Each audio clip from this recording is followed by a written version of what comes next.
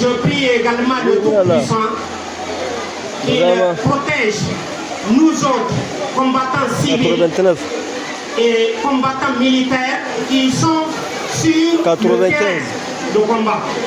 75 43. Merci à tous de venir ici, chère jeunesse. Quelqu'un disait que ce qui est fait pour la jeunesse, sans la jeunesse et contre la jeunesse. Si on fait quelque chose pour vous et que vous n'êtes pas là, c'est contre vous qu'on le fait. Et c'est pour ça que nous, au mouvement national pour la sauvegarde de la patrie, dont je suis le président national, nous nous dérangeons à aller partout où les jeunes sont au Niger et à l'extérieur pour leur apporter la bonne information, l'information sur les enjeux de la lutte, du combat aujourd'hui.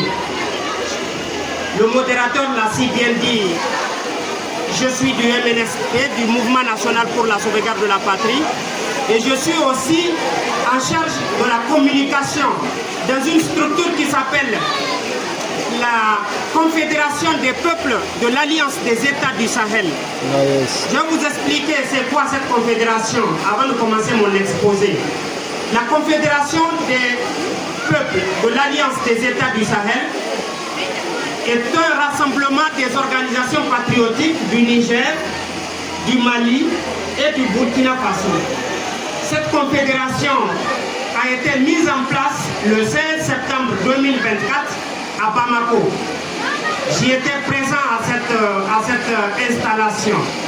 Nous avions signé les textes fondateurs de cette confédération ce jour-là à Bamako.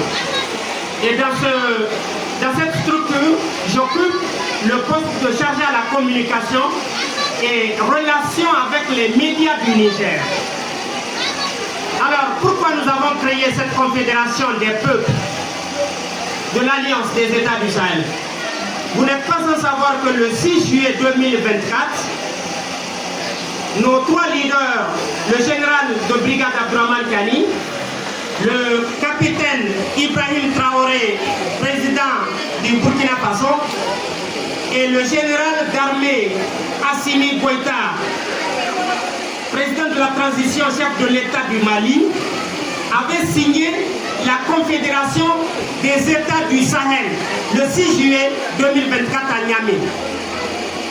Alors, quels étaient les objectifs? Pourquoi? Parce que c'est très important que je vous rappelle ça en tant que jeunesse. Il faut que vous compreniez que la lutte dans laquelle nous nous sommes inscrits, nous, jeunesse, eh bien, c'est dans le sens d'accompagner nos trois leaders à accomplir les objectifs que nos trois États se sont assignés. Quels étaient les objectifs de la Confédération des États du Sahel? C'était premièrement de concrétiser les idéaux qu'on appelle les 3D. Mais moi je vais vous les expliquer. C'est d'abord la conquête pour la souveraineté nationale. Ça c'est le premier objectif des idéaux. Le deuxième élément de ces idéaux, c'est quoi? C'est la défense des intérêts géostratégiques, géotactiques et géopolitiques de nos trois États. Parce que vous savez très bien qu'aujourd'hui nous sommes dans un monde trouble, un monde stratifié, un monde régulé par la recherche effrénée ou la prédation des intérêts dans le monde par les puissances hégémoniques que nous connaissons, celles de l'OTAN. Troisième élément de l'objectif de la Confédération des États du Sahel, c'est la défense des intérêts vitaux. Je vais vous expliquer c'est quoi un intérêt vital en matière de gestion d'État. Un intérêt vital, c'est un intérêt dont le critère de la décision est conforme à l'intérêt général.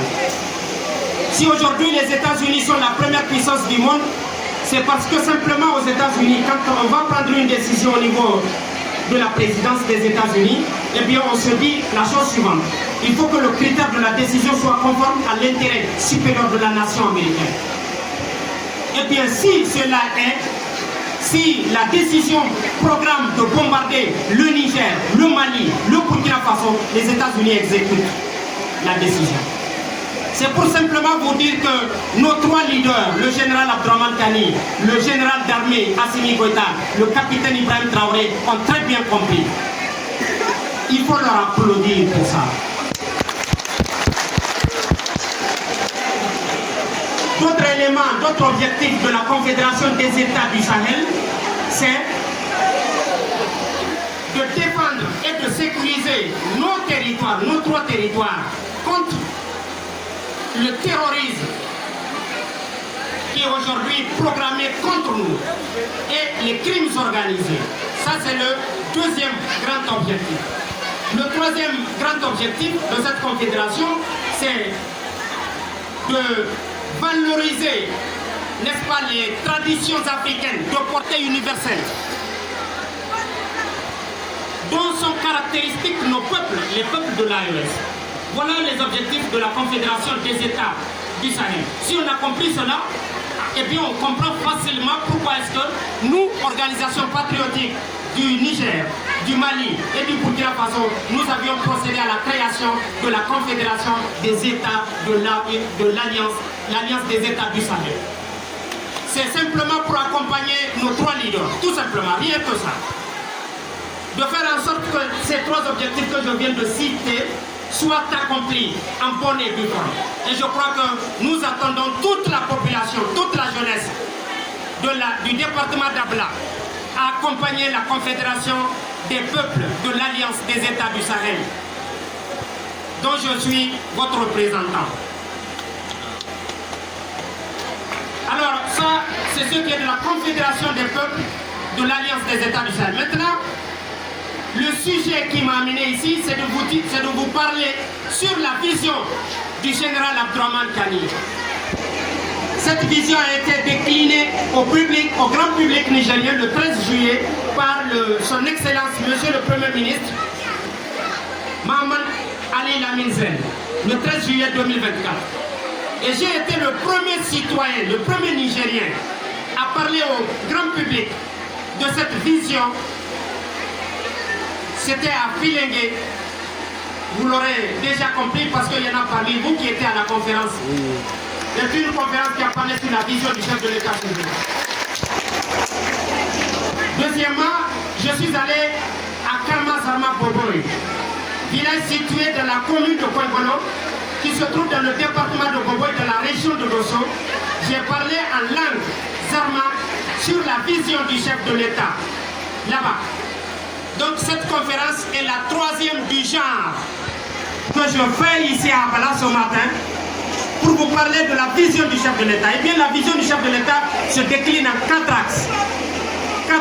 Premier axe, c'est le renforcement de la sécurité et la cohésion sociale. Le deuxième axe, c'est la bonne gouvernance. Et le troisième axe, c'est l'amélioration des bases de production nationale. Et le quatrième et le dernier axe, c'est l'accélération des réformes sociales. Voilà les axes sur lesquels je vais vous parler. Et ces axes ont été déclinés dans un document de 60 pages. J'invite occasionnellement les jeunes qui savent lire de chercher ce document pour le lire. Au sortir de cette conférence, je vais envoyer la version électronique au président des jeunes qui va l'envoyer dans les différents groupes pour que vous jetiez un coup d'œil sur ce document. S'il vous plaît. On ne saura jamais ce que le général Abdourahmane Tani pense pour le Niger si on n'a pas lu ce document. Mais je vais vous en parler. Je vais juste parler de quelques points, quelques grands points de ces axes. Parce que s'il nous faut apporter du détail ici, eh bien, nous serons ici jusqu'à demain pareil moment.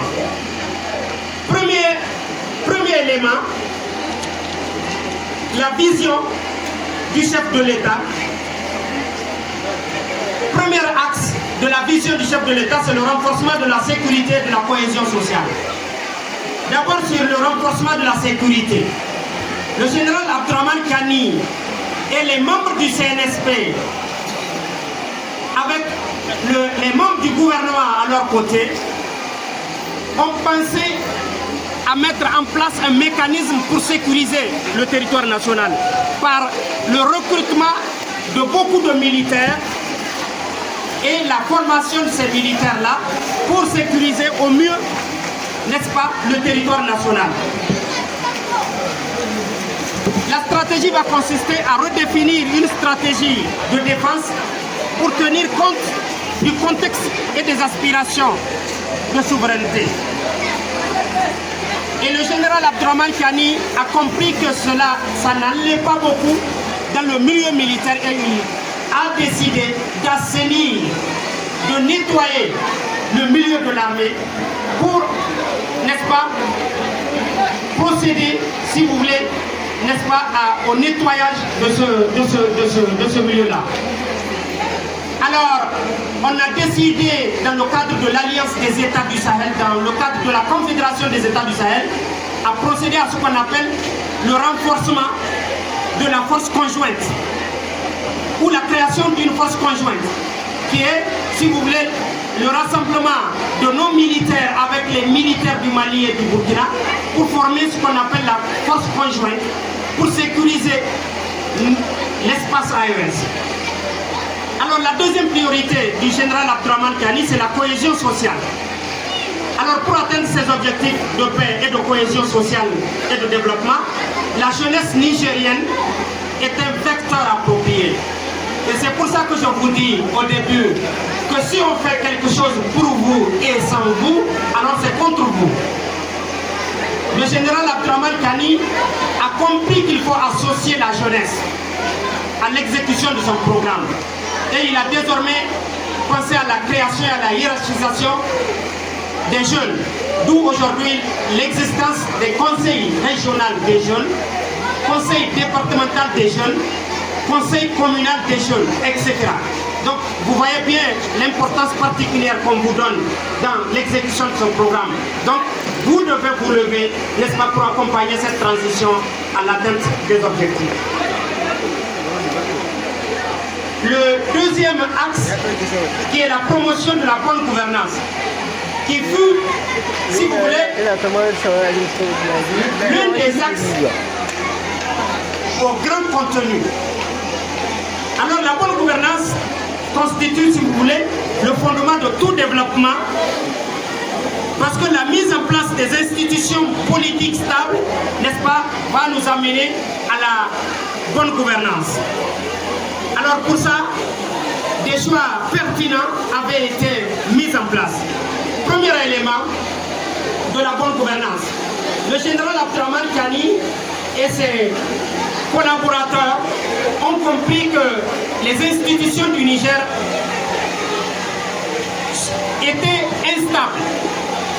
Et il a décidé, n'est-ce pas, de faire en sorte qu'on mette de la stabilité dans ces institutions-là. Désormais, ou si vous voulez, d'ici peu, nous aurons la mise en place de ce qu'on va appeler certainement le Conseil national de transition, qui fera office d'une assemblée nationale.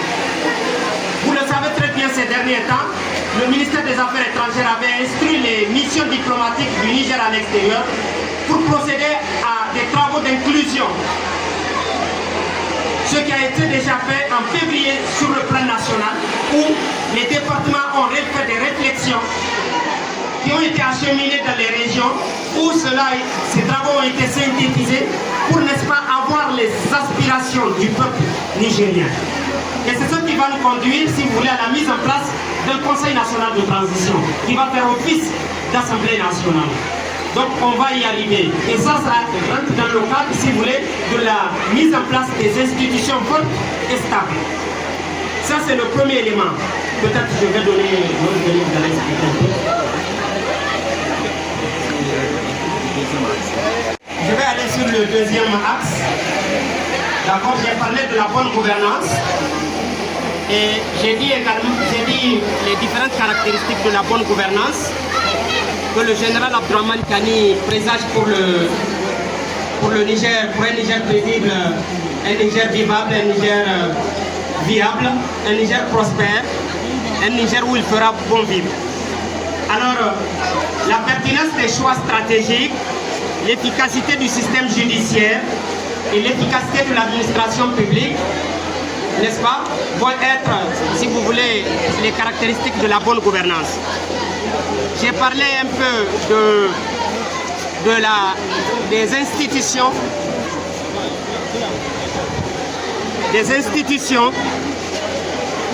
politiques qui seront mises en place et qui seront fortes pour nous éviter ce que nous avons connu par le passé. Autre élément de la bonne gouvernance, vous avez la justice et les droits humains. S'il vous plaît, chère population du département d'Abala, chère jeunesse, je vais vous parler d'une question sur les réseaux sociaux en matière de justice.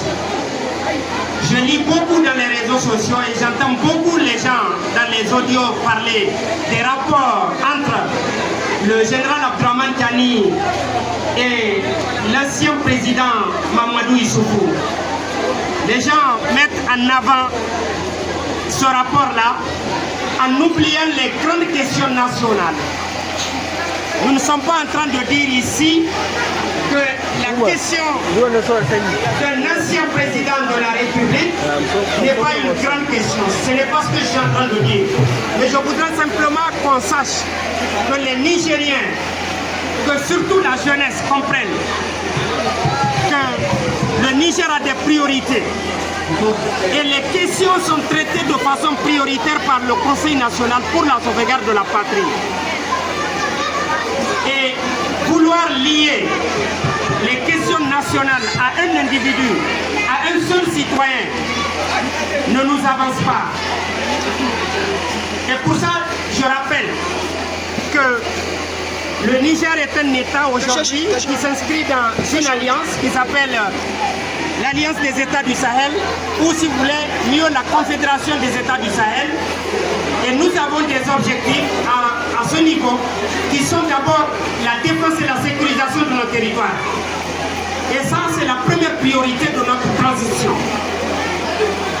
Nous ne devons pas nous focaliser sur des questions de droit, des questions de justice, parce que nous sommes en train de dire que l'axe sur la bonne gouvernance inscrit la justice, n'est-ce pas, dans l'une des priorités du président de la République. Donc ce qui veut dire que toutes les questions liées aux différents citoyens en matière de justice, eh bien, seront réglées tôt ou tard. Alors pour ça, nous devons nous concentrer sur l'essentiel, si vous voulez, les priorités, n'est-ce pas, que nous trace le Conseil national pour la sauvegarde de la patrie. Je crois que vous n'êtes pas sans savoir, chacun d'entre nous a dû entendre le chef de l'État jurer à la télévision publique et disant que si il trahit la nation, eh bien que Dieu le trahisse. Moi, de mon point de vue et en tant que bon musulman, quand j'entends mon chef de l'État jurer pour mon bien sur le nom du Tout-Puissant, en tant que bon musulman, je n'ai rien d'autre chose qu'à lui faire confiance. Voilà mon point de vue. Et pour ça, la question liée à Mamadou Issoufou ne doit pas être une question, une première priorité pour les Nigériens. Tôt ou tard, chaque Nigérien qui a dû faire du mal à ce pays-là répondra de ses actes. Il n'y a pas que Mamadou Issoufou seulement. Il y a d'autres citoyens qui répondront de leurs actes. Il faut que chacun le sache parce que ça fait partie des actions, si vous voulez, des axes prioritaires du Conseil national pour la sauvegarde de la patrie. C'est ce que je voulais dire au passage. Après ça, dans la bonne gouvernance, vous avez la gestion ou la gouvernance administrative. Les mairies seront modernisées, les mairies seront surveillées, les mairies seront contrôlées. Pas seulement les mairies, même les ministères seront contrôlés par moment. Il y aura des audits séquentiels qui vont être entrepris pour voir qui fait quoi et pour qui. Parce que ce qui a fait souffrir le pays, le peuple nigérien, c'est parce qu'il y a toujours eu des actes posés, mais des actes non suivis. Et il faut que le suivi, n'est-ce pas, puisse prévaloir dans la gestion administrative de nos services. Autre élément, il y a également le niveau approprié de la souveraineté budgétaire. Le général Abdourahmane Tiani et ses collaborateurs ont inscrit dans leur vision que le budget du Niger sera désormais contrôlé. On ne dépense jamais, plus jamais, de n'importe quoi et on ne traite pas avec n'importe qui quand il s'agit de dépenses. Tout sera contrôlé. Et la prévision serait d'exécuter les dépenses sur nos fonds propres à hauteur de 85% pour le moment, pour tendre vers les 100%. C'est-à-dire d'ici que nous n'emprunterons avec aucun État, aucune puissance externe pour poser nos actions, pour faire nos dépenses publiques. Le général Abdourahmane Tiani veut que l'État du Niger se prenne totalement en charge. Et pour ça, nous appelons les jeunes à se tenir debout pour accompagner cette transition-là, qui a à sa tête des hommes valables, des hommes dignes. Et les populations seront pour ça, n'est-ce pas, à la pointe de la politique fiscale, qui constitue l'une des bases de la souveraineté nationale. S'il vous plaît, nous appelons tous les Nigériens à poser des actes de civisme qui consistent à payer nos impôts, nos droits fiscaux, n'est-ce pas, vis-à-vis de l'État pour, n'est-ce pas, une meilleure atteinte de la souveraineté nationale. Donc, culture de civisme fiscal, valeur de citoyenneté en lien avec les impôts, des actions spécifiques contre la fraude fiscale sera entreprise par le général Tiani et ses collaborateurs pour mettre l'État dans ses droits, n'est-ce pas, régaliens. Les politiques fiscales prendront en compte la transition des acteurs dans l'informel vers le secteur formel. Autre chose, la mobilisation des ressources non fiscales qui reposera sur l'amélioration de la contribution de l'industrie extractive et des autres entreprises publiques. Mes chers camarades jeunes, faisons confiance à notre Conseil national pour la sauvegarde de la patrie. Moi qui suis devant vous, moi j'ai totalement confiance à cet organe de gestion. Je vais vous dire, cette mobilisation des ressources dont je viens de parler, dans cette perspective-là, le général Abdourahmane Tiani et le général d'armée Assimi Goïta ont le 5 décembre 2023 pris un acte pour supprimer un contrat qu'on a avec la France.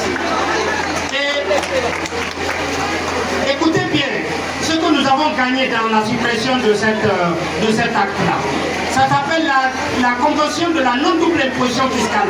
Et qu'est-ce qui se passe dans cette convention? La société française, l'ex-Areva, qui est aujourd'hui devenue Orano, dans les mains duquel le général Abdourahmane Tiani a retiré le permis d'exploitation. Ça, c'est un acte. Mais ce n'est pas de ça que je veux parler. Cette société-là, le contrat-là a commencé en 1965. De 1965 à 2023, ça fait environ 58 ans. Et ce que nous perdons sur ce contrat est calculé dans l'ordre de plus de 50 milliards par an.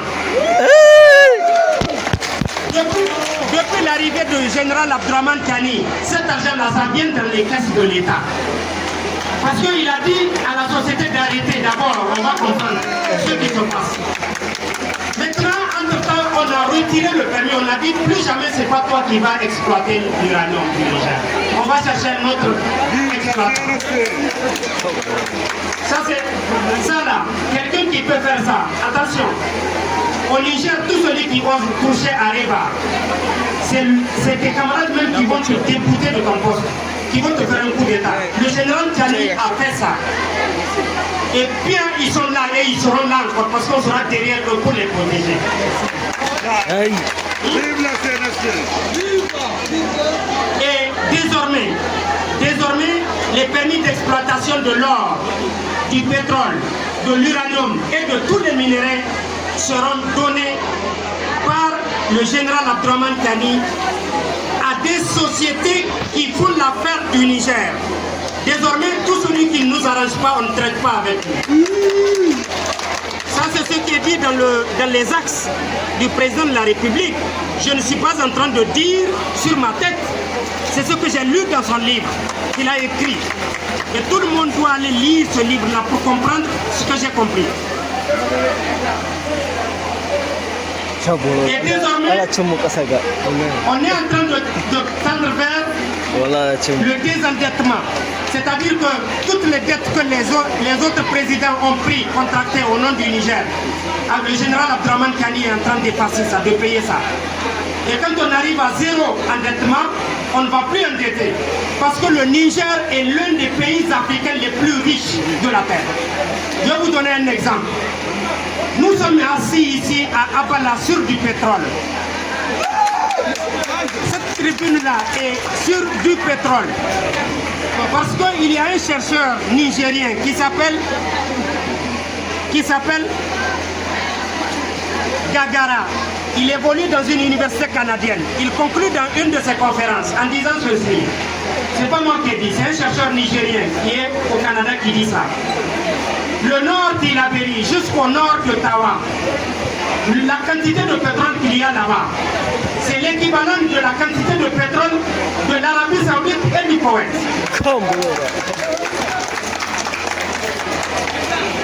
Et s'il y a quelqu'un qui est allé à la Mecque, quand il regarde la ville de la Mecque, les gratte-ciel, on est plus riche que ces gens-là. Pourquoi d'ici là on n'est pas devenu riche? C'est parce que Areva nous a exploité. Les sociétés françaises ont exploité le Niger. Voilà pourquoi on est là où on est. On n'est pas pauvre, mais on a été appauvri. On nous classe toujours dernier ou avant-dernier lors des classements. C'est faux. C'est parce qu'on est premier, on ne veut pas nous dire ça. Ils veulent nous embrigader la tête pour garder notre jeunesse et notre population dans cette compréhension-là. C'est faux. Nous sommes l'un des pays les plus riches de la terre. Je vais vous dire pourquoi ils sont en train de nous harceler. Qu'on ne nous laisse pas tranquilles et on ne va jamais nous laisser tranquilles. Levez-vous pour combattre, c'est tout. Levez-vous pour combattre.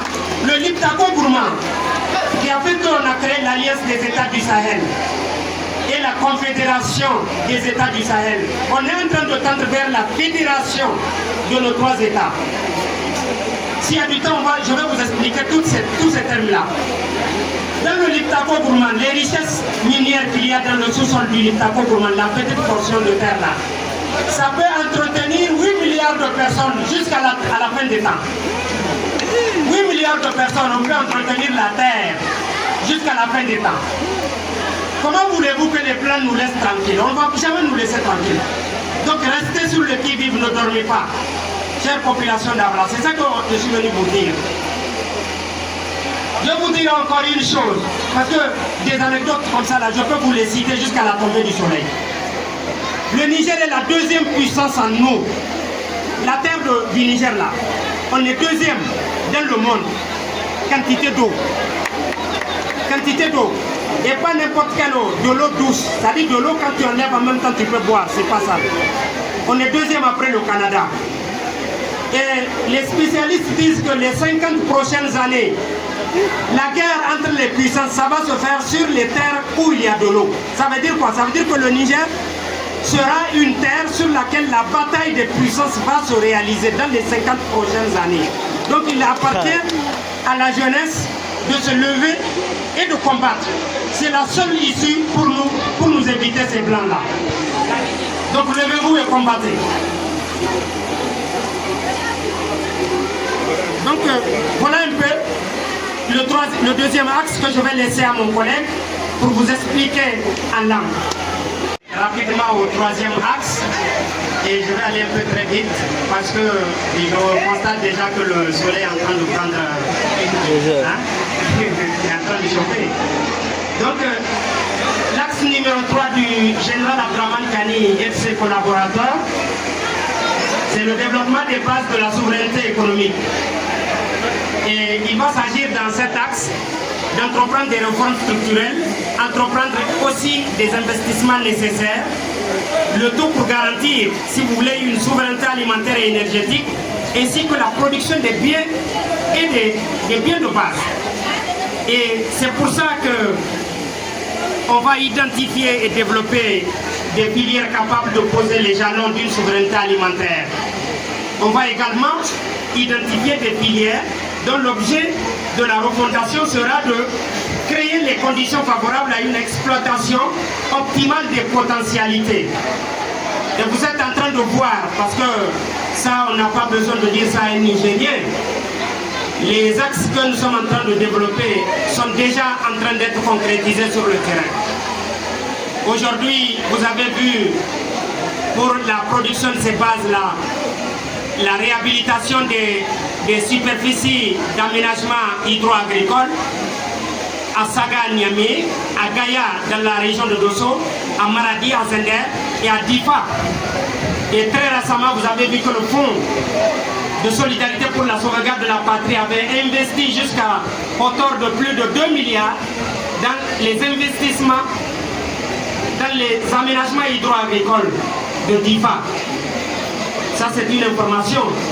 Et des milliers d'hectares sont aujourd'hui en aménagement.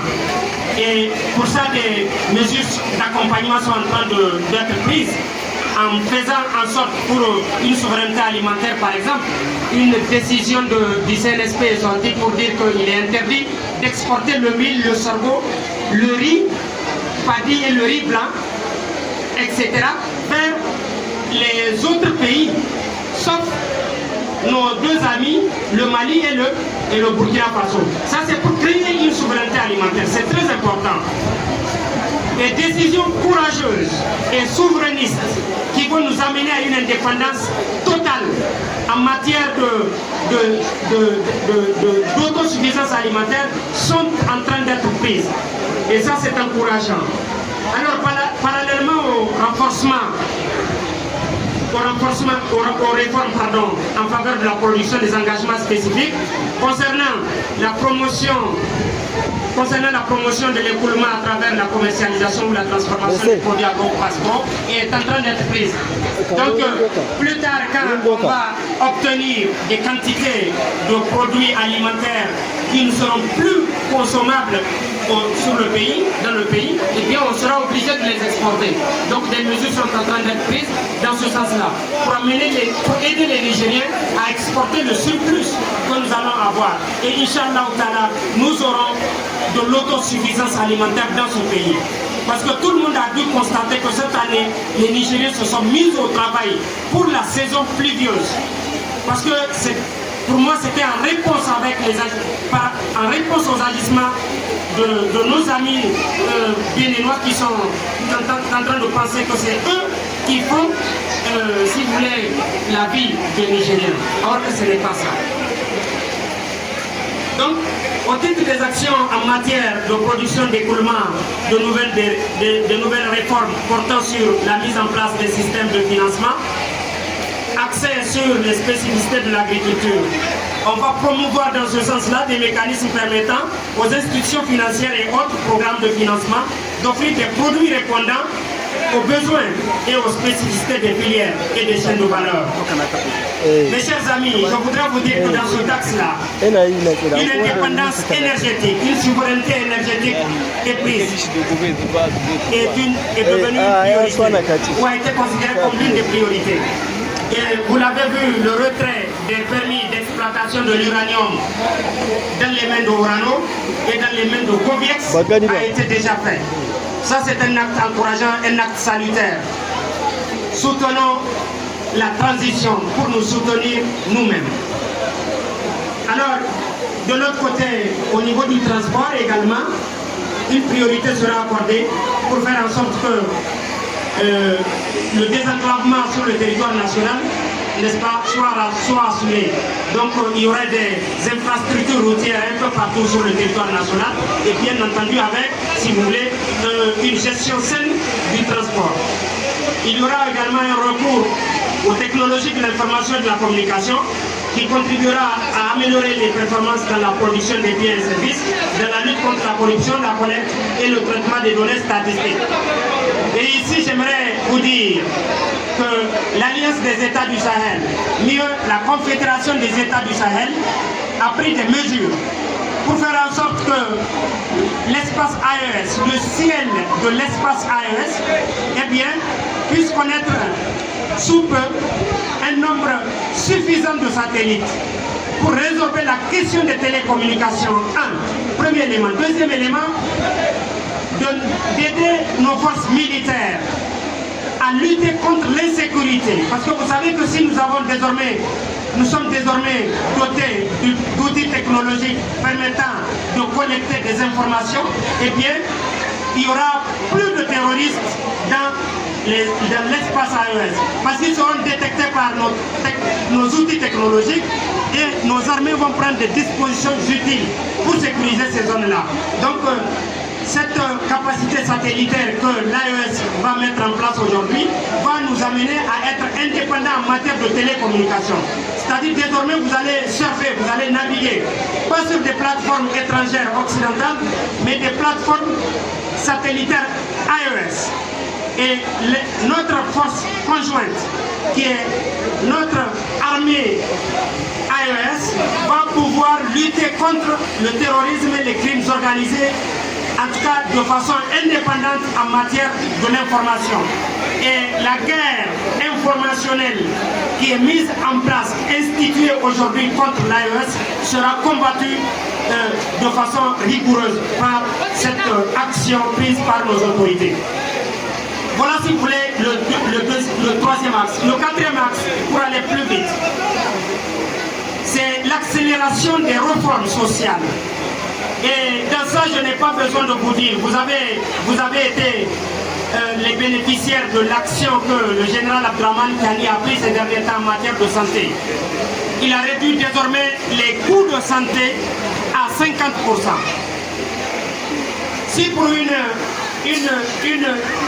accès à un centre de soins, vous devez payer 2000 francs avant, eh bien aujourd'hui c'est 1000 francs. Si vous devez payer pour quelque chose à 5000 francs et aujourd'hui c'est 2500. Donc c'est de moitié qu'on a réduit les coûts ou les prix de nos soins en santé publique. Ça, je crois que c'est un effort considérable qui s'est ajouté aujourd'hui à la réduction sur le carburant, l'essence, sur le gasoil. On n'oublie pas ça et nous disons merci au général Kani et à ses collaborateurs et au gouvernement nigérien. Et à cela, on doit ajouter beaucoup d'actions qui se sont passées, n'est-ce pas, avant ces actions-là. Ça, c'est important de le préciser. Alors, le premier élément, la première priorité de l'axe sur l'accélération des réformes, c'est l'action qui sera, les actes qui seront pris dans le domaine de l'amélioration de l'éducation nationale. Désormais, un nouveau programme sera adopté pour enseigner nos enfants. Parce que l'enseignement que nous avons connu jusqu'en 2023 était un enseignement basé sur les programmes occidentaux. J'allais dire mieux, le programme français. Eh bien, nous n'allons plus enseigner nos enfants sur des programmes occidentaux, nous allons les enseigner pour qu'ils soient indépendants et afin qu'ils connaissent, n'est-ce pas, l'histoire de notre pays, la géographie de notre pays et, n'est-ce pas, la conscience collective de nos valeurs africaines. Alors dans le domaine de la santé, j'en avais parlé beaucoup, des politiques de santé seront prises, etc. Et de manière globale, le concept de la citoyenneté responsable sera promu dans toute la politique publique durant la transition. Voilà un peu, si vous voulez, les quatre axes du général Abdraman Tiani et de ses collaborateurs du Conseil national pour la sauvegarde de la patrie, qui est, si vous voulez, une vision de la refondation de notre chère patrie, ce qui va nous conduire à une souveraineté sécuritaire, économique, financière, juridique, sur le développement des bases de production, le bien-être social seront les éléments, si vous voulez, interdépendants. Alors l'ensemble de nos ministères doivent coordonner pour mener la transition à accomplir ces actions dans ces différents domaines. après toutes les déceptions et les souffrances bien entendu endurées, il est légitime que le peuple nigérien aspire à un changement radical d'approche qui offre à notre pays une plus grande chance de sortir de la mauvaise gouvernance et du sous-développement. Voilà les 4 axes. Le temps que je reviens à la contribution de la jeunesse dans le processus de la refondation. Je vais donner le micro à mon collègue pour vous traduire en langue.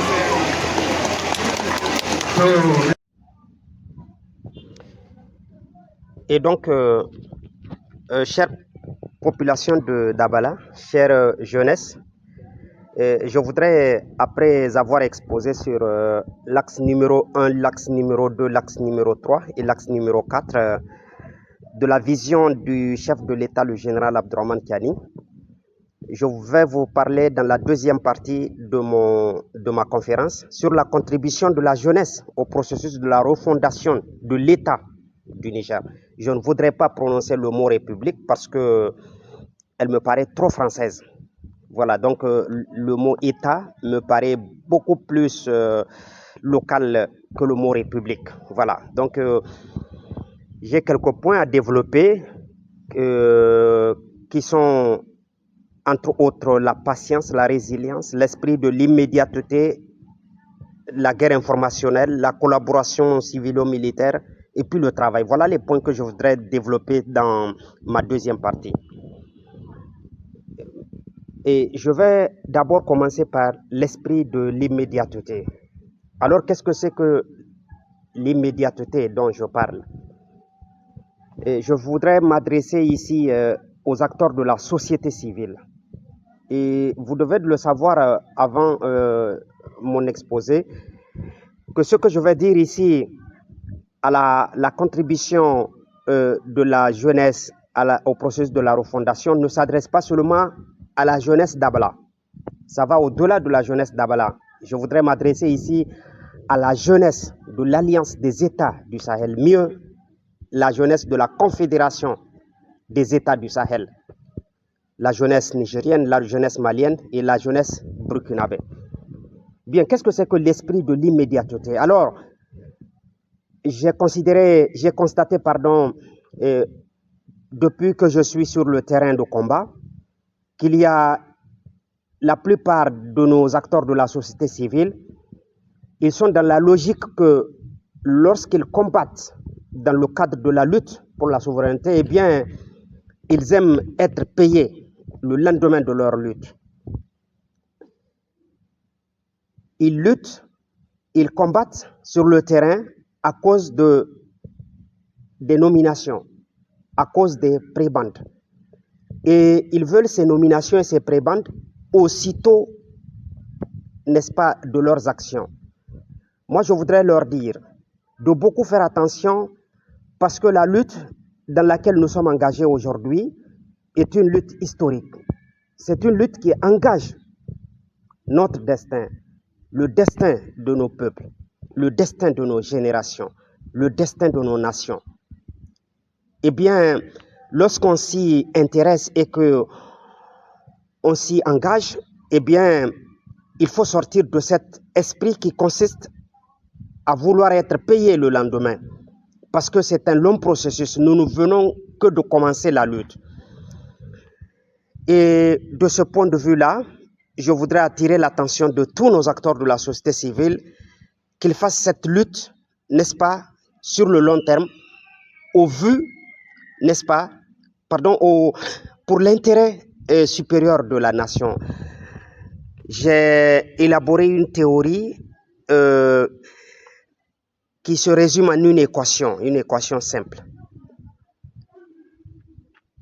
Ensemble des intérêts individuels égale à l'intérêt général. Voilà l'équation, elle est toute simple et mignonne.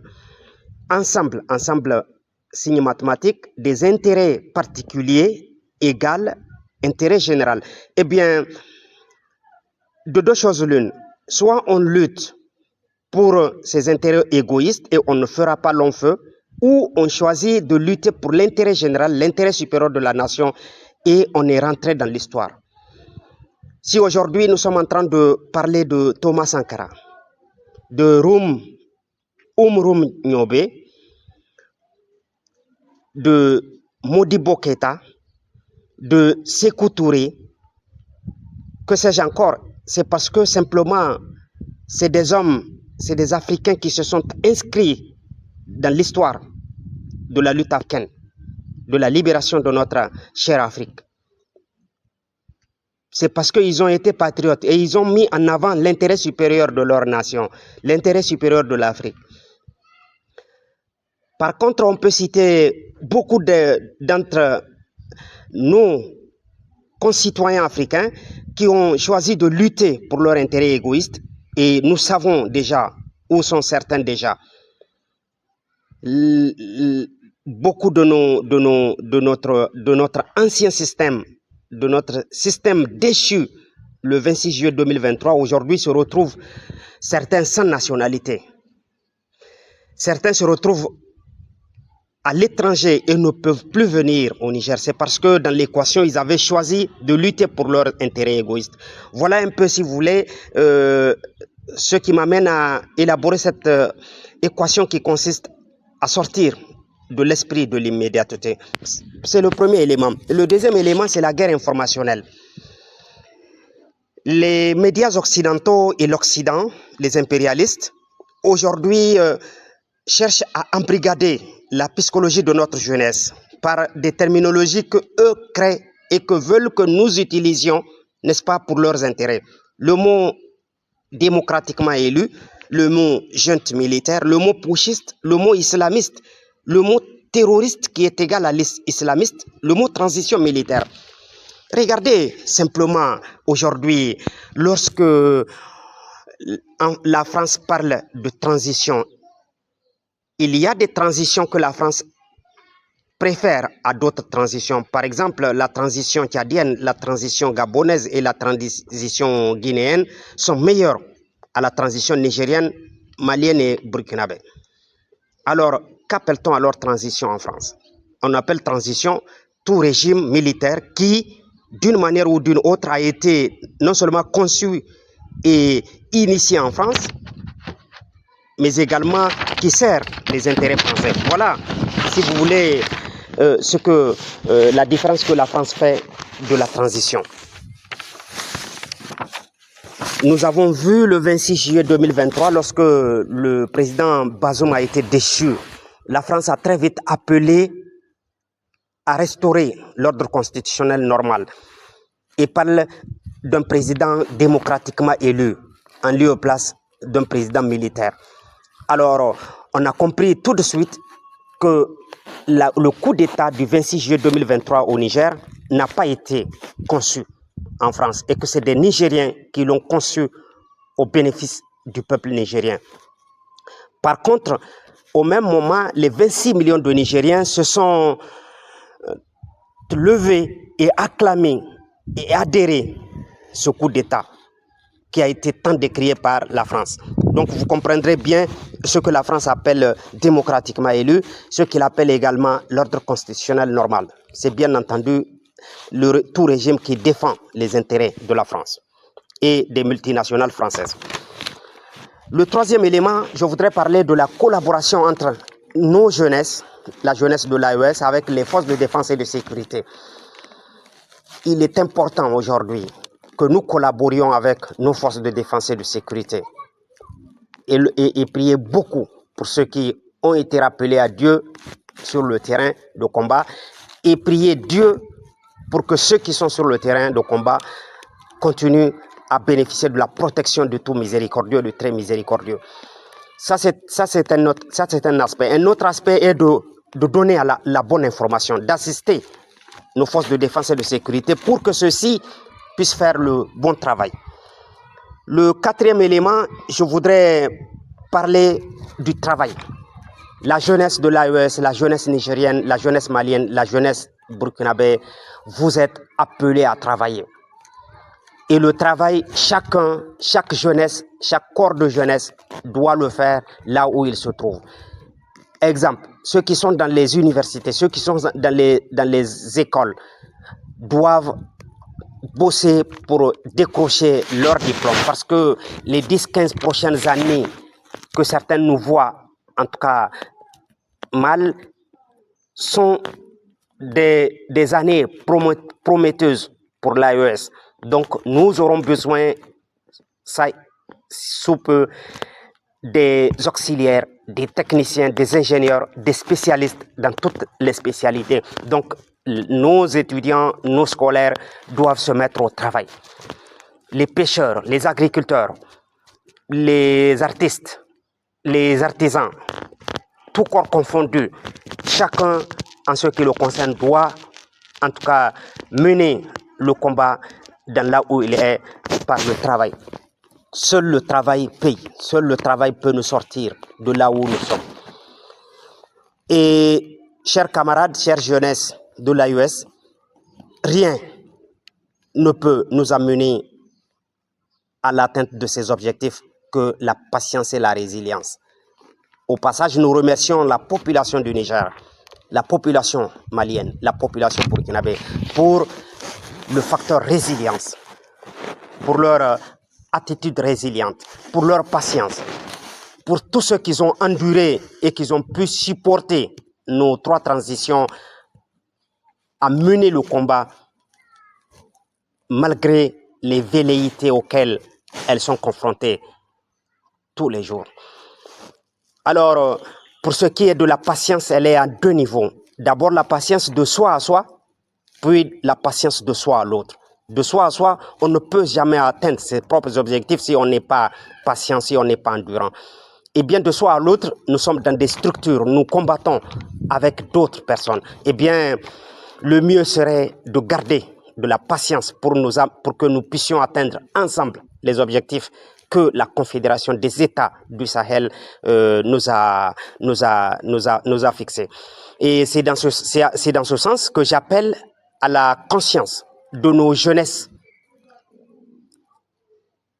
du Niger, celle du Mali et celle du Burkina Faso, à adhérer, si vous voulez, n'est-ce pas, la Confédération des peuples de l'Alliance des États du Sahel, en abrégé la CPAES, qui a été créée à Bamako le 16 septembre 2024.